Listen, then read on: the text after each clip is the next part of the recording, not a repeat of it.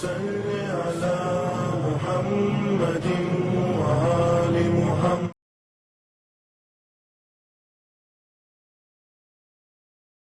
اعوذ باللہ من الشیطان الرجیم. بسم اللہ الرحمن الرحیم. الحمد للہ رب العالمین والصلاة والسلام.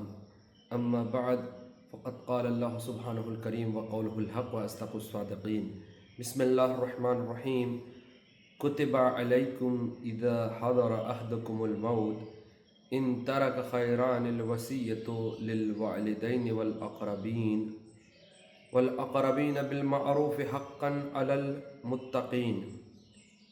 ناظرین محترم، السلام علیکم ورحمۃ اللہ وبرکاتہ.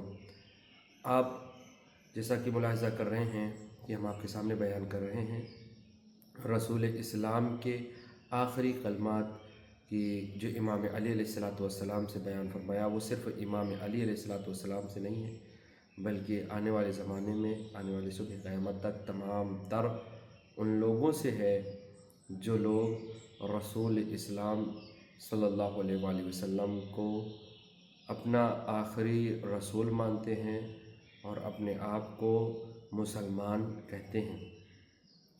میں نے پچھلے ایپیسوڈز میں یہاں تک پہنچے تھے کہ رسول اسلام نے امام علی علیہ السلام سے بتایا کہ صلہ رحم کرو، صدقہ دو، وہ ساری چیزیں. اور آج بیان کرتے ہیں کہ یا علی، جس کے پاس تین چیزیں نہ ہوں اس کا کوئی کام بن نہیں سکتا.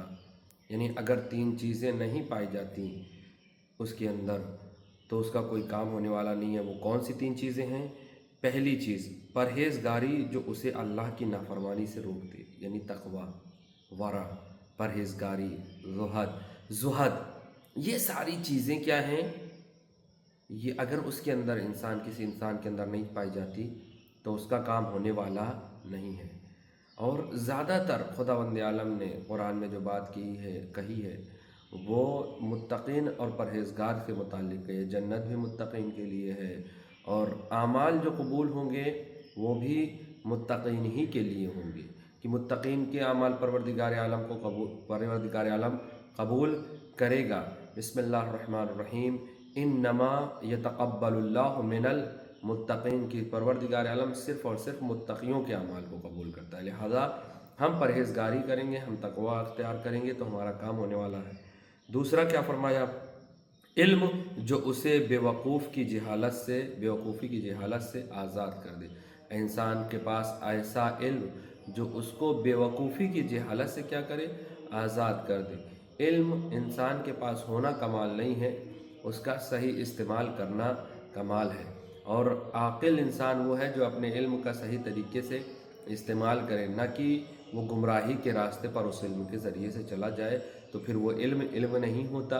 اور وہ علم جو در اہل بیت سے ہٹ جائے وہ بھی علم نہیں ہوتا. لہذا علم جو اسے بیوقوفی کی جہالت سے روک دے وہ علم کیا ہے؟ اس کے لیے فائدہ مند ہے.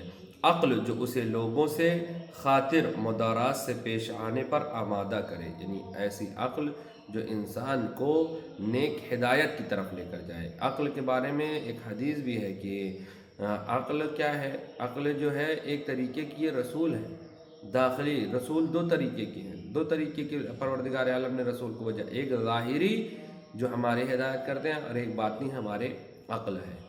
عقل ہی کے ذریعے سے انسان کے اندر جو ہے دوسروں سے جدا ہو جاتا ہے. مثلا عقل ہی کے ذریعے سے انسان حیوان سے کیا ہوتا ہے؟ جدا ہوتا ہے. لہذا عقل اگر انسان کے پاس پائی جاتی ہے اور عقل ایسی عقل جو اس کو کیا ہے، جو اسے اچھے اور برے کی پہچان بتائے تو ہی اس کا کام بننے والا ہے. ورنہ عقل ہو لیکن اس کو کوئی یہ نہیں ہو کہ کیا اس کے نزدیک اچھا ہے کیا برا ہے، اس کے نزدیک ظالم بھی رضی اللہ، مظلوم بھی رضی اللہ. لہذا یہ عقل کسی کام کی نہیں ہے. عقل وہ جو انسان کو نجات دے دے، عقل وہ جو انسان کو اچھائی اور برائی کو پہچانوا دے، عقل وہ جو انسان کو بتائے ظالم کون ہے اور مظلوم کون ہے. یہی چیز جو ہے جناب عقل کے سلسلے میں جناب خضر علیہ الرحمٰن نے سوال کیا تھا. کس سے؟ امام حسن علیہ السلام سے کہ بعض کی عقلیں زیادہ ہوتی ہیں اور بعض کی عقلیں کم، ایسا کیوں؟ امام حسن علیہ السلام نے جواب دیا جو محمد و آل محمد پر، صرف محمد صلی اللہ علیہ وسلم پر نہیں، محمد اور آل محمد پر درود بھیجتے ہیں، صلوات بھیجتے ہیں، ان کی عقلیں زیادہ ہوا کرتی ہیں، لہذا بہتر یہ ہے کہ محمد اور آل محمد علیہ السلام پر درود بھیجیں۔ جس طریقے سے ہم مجلسوں میں، محفلوں میں نعرہ حیدری کفشان سے لگاتے ہیں، اسی طریقے سے ہم صلوات بھی شان سے لگائیں۔ نعرہ حیدری اور صلوات میں فرق یہ ہے کہ نعرہ حیدری صرف اور صرف امام علی علیہ السلام کے لیے، صلوات پورے امام کی فضیلت ہے۔ نعرہ حیدری یا علی کہہ دیں گے آپ، وہ بھی اچھی بات ہے، لیکن صلوات جب آپ پڑھتے ہیں تو پورے امام، پہلے امام سے لے کر آخری امام تک کا نعرہ سمجھ لیجئے لگ جاتا ہے۔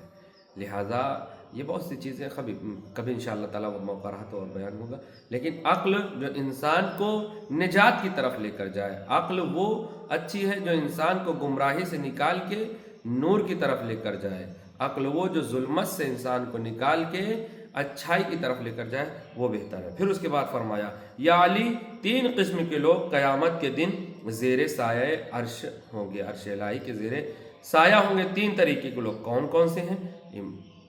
رسول اسلام کہتے ہیں وہ شخص کہ جو اپنے لیے اچھا سمجھے وہی اپنے بھائی کے لیے بھی اچھا سمجھے۔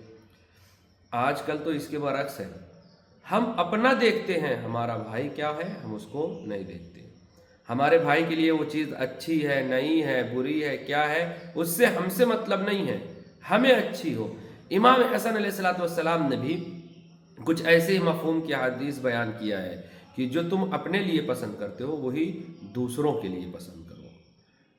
اپنے لیے جو چیز پسند کرو، اگر کبھی کسی کو دینا ہو کوئی چیز تو وہ دو جو اپنے کو پسند ہو۔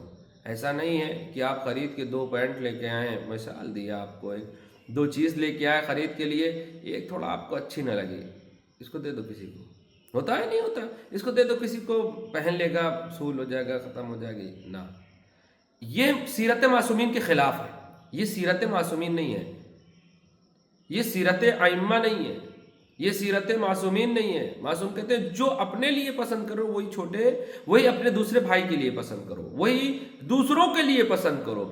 آپ کھانا جو ہے اچھی چیز پسند کر رہے ہیں اور اس کو دو، ارے چلو ٹھیک ہے دے دو جو سمجھ میں آئے، خراب نہ ہو برباد نہ ہو۔ خراب نہ ہو برباد نہ ہو کیا مطلب ہے؟ خراب نہ ہو برباد نہ ہو کیا مطلب ہے؟ آپ نے وہ نہیں کھا رہے ہو، آپ خود تو کھا نہیں رہے ہو، آپ اس کو کیا کر رہے ہو؟ دوسروں کو دے رہے ہو جو آپ کو ایک دم پسند نہیں ہے۔ یہ معصومین نہیں کرتے، ایسا معصومین ہرگز نہیں بیان فرماتے۔ معصومین کہہ رہے جو اپنے لیے پسند کرو وہی دوسروں کے لیے پسند کرو۔ جو چیز تم چاہتے ہو تمہارے ساتھ اچھائی ہو، اچھی چیز ہو بیان، وہی کیا ہے؟ دوسروں کے لیے بھی پسند کرو۔ دوسرا وہ شخص جو کوئی قدم اٹھانے سے پہلے یہ سوچ لے کہ اس کام میں اللہ کی رضا ہے یا ناراضگی ہے، یا اللہ، اگر کوئی انسان کوئی کام کرنے جا رہا ہے اور یہ سوچے کہ اللہ اس سے راضی ہوگا یا ناراض ہوگا تو سایہ عرش الہی میں ہوگا پروردگار روز محشر۔ ہم کیا ہے؟ ہم تو یہ سوچتے ہی نہیں کہ اس سے اللہ راضی ہوگا یا ناراضی ہوگا، پبلک راضی ہے یا نہیں راضی، ہم راضی ہیں یا نہیں، اللہ کیا ہے اس سے مطلب نہیں ہے۔ پبلک ہم خطابت بھی کرنے جا رہے ہیں اللہ کے لیے نہیں، واہ واہ ہو، پہلے کوئی ایسی مجلس پڑھو جس میں واہ واہ ہو تاکہ دوبارہ بلایا جائے۔ ہم نے پبلک کو اپنا رازق سمجھا، ہم نے اپنے خدا کو رازق نہ سمجھا۔ اگر خدا کو رازق سمجھتے ہوتے تو ہم منبر سے حق بیانی کرتے، وہ پھر کچھ بھی ہو جائے۔ آج میثم تمار شہید ہونے کے بعد کیوں ہر انسان کے ذہن میں زندہ ہے، ہر شیعہ کے ذہن میں؟ کیونکہ میثم تمار کی زبان کٹی تھی حق بولنے کی بنیاد پر۔ ہمیں حق بولنا ہے، ہمیں حق کا ساتھ دینا ہے، ہمیں وہ کرنا ہے جو اس سے اللہ راضی ہو، یہ سوچ کر کام کرنا ہے۔ پبلک کیا ہے؟ لوگ کیا ہے؟ لوگ کچھ نہیں کہتے، لوگ سوائے اس کے کہ انا للہ و انا الیہ راجعون۔ آج تک وہ ہمیں 4 افراد ہی نہیں ملے جس کے بارے میں ہر انسان یہ کہتا ہے ارے لوگ سنیں گے تو 4 لوگ سنیں گے تو کیا کہیں گے، 4 لوگ پتہ نہیں اللہ جانے کون سے۔ آپ اللہ کو راضی کریے، اللہ کی خوشنودی کس چیز میں ہے، اللہ کی رضا کس میں ہے، ہمیں یہ دیکھنا ہے۔ ہمیں یہ نہیں دیکھنا ہے کہ پبلک یا لوگ یا دوسرے کیسے ہیں، راضی ہوں یا نہ ہوں، ہمارا رب راضی ہو گیا تو ہمیں کسی سے مطلب نہیں۔ امام حسین علیہ السلام کا جملہ ہے کہ اگر میرا خدا میری طرف ہو جائے اور ساری دنیا میرے خلاف رہے تو مجھے کسی بات کی فکر نہیں ہے۔ لیکن ہم لوگ کیا ہے، ہم لوگ دنیا ساتھ رہے، خدا رہے یا نہ رہے، ایک دم غلط ہے۔ ہمیں اپنے خدا کو راضی کرنا ہے۔ تیسرا، جو شخص سایہ عرش الہی پہ ہوگا روز محشر، وہ شخص جو اپنے بھائی کے عیب پر انگلی اٹھانے سے پہلے اپنے عیب کی اصلاح کر لے، اس لیے کہ جب وہ اپنے نفس کے کسی عیب کی اصلاح کرتا ہے تو ایک کے بعد دوسرا عیب ظاہر ہوتا ہے، اور کسی شخص کے لیے اتنا ہی کافی ہے کہ وہ اپنے نفس کی اصلاح میں مشغول رہے۔ دوسروں پر انگلی اٹھانے سے پہلے اپنے گریبان میں جھانکو کہ کتنے عیب پائے جاتے ہیں۔ سوائے ذات خدا کے، سوائے ذات معصومین کے، کوئی اس دنیا میں بے عیب ذات نہیں ہے، سب کے اندر کچھ نہ کچھ کمی پائی جاتی ہے۔ دوسروں کو دیکھنے سے پہلے کہ فلاں ایسا ہے، پہلے اپنا دیکھیں کہ ہمارے اندر تو کوئی عیب نہیں پایا جاتا، کیونکہ جس طریقے سے خدا نے تم کو خلق کیا ہے اسی خدا نے اس کو بھی خلق کیا جس کی طرف آپ انگلی اٹھا رہے ہیں، جس کے اندر اتنی برائیاں دیکھ رہے ہیں، جس کے اندر اتنی جو ہے گندگی دیکھ رہے ہیں، جس کے اندر اتنے عیب دیکھ رہے ہیں، اس کو جس طریقے سے خدا نے پیدا کیا تم کو بھی خدا نے پیدا کیا۔ اگر تم دوسروں کے چکر میں پڑ جاؤ گے تو تمہارے اندر کتنی گندگیاں پائی جائیں گی تمہیں خود پتہ نہیں ہوگا۔ بالآخر یہ ہوگا کہ تم غلاظت میں اتنے ڈوب چکے ہوگے کہ نکلنے کی پھر گنجائش بھی نہ ہوگی۔ لہذا دوسروں کے عیب مت تلاش کرو، اپنے اصلاح کرنے کی کوشش کرو۔ اپنے عیب ایک کے بعد دوسرا، ایک عیب تلاش کرو گے دوسرے عیب آپ کے پاس رکھا ہے، لہذا اپنے آپ کو اچھا بناؤ۔ امام زمانہ جل اللہ تعالیٰ فرجہ شریف کے لشکر میں شامل ہونے کے لیے دوسرے کے عیب نہیں دیکھنا ہے، اپنے اندر دیکھنا ہے، اپنے نفس کو پاک و پاکیزہ کرنا ہے۔ اسی لیے امام علی علیہ السلام نے نہج البلاغہ میں ارشاد فرمایا ہے کہ جو لوگ عیب تلاش کرتے ہیں ان کی مثال اس گندی مکھی کی ہے جو انسان کا خوبصورت بدن چھوڑ کے گندگی پر بیٹھتی ہے اور ناک پر بیٹھتی ہے۔ مکھی کی خاصیت یہ ہوتی ہے جہاں اس کو گندگی دکھتی ہے، سمجھ آتی ہے، وہاں پہ جاتی ہے، وہ بیٹھتی ہے، اچھی جگہ پر نہیں بیٹھتی۔ عزیزوں، دوستوں، ناظرین محترم، خاص طور سے جوانوں، دوسروں کو مت دیکھیں، دوسرے کیا کر رہے ہیں، کیا نہیں کر رہے ہیں، ہم اپنے اندر عیب تلاش کریں۔ ہمارے اندر کتنی برائیاں پائی جاتی ہیں اس کو صاف کرنے کی کوشش کریں، تاکہ کل ہم اس کے عیب دیکھنے کے چکر میں اپنے عیب کے دلدل میں اتنا نہ ڈوب جائیں کہ پھر نکل نہ سکیں، اور وقت کا امام آواز دے تو ہماری سنائی بھی نہ دیں۔ لہٰذا کوشش یہ کریں کہ اگر خداوند عالم کے سائے میں، عرش الہی کے سائے میں روز محشر آنا چاہتے ہیں تو اپنی اصلاح کریں۔ دوسروں کی اصلاح کرنے سے پہلے خود کی اصلاح ہم کریں، وہ زیادہ بہتر ہے۔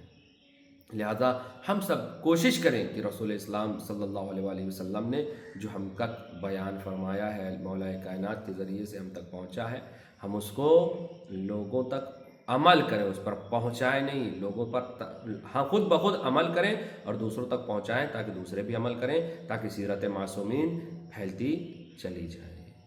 والسلام علیکم ورحمۃ اللہ وبرکاتہ۔ اللہم صل علی محمد وآل محمد وعجل فرجہم۔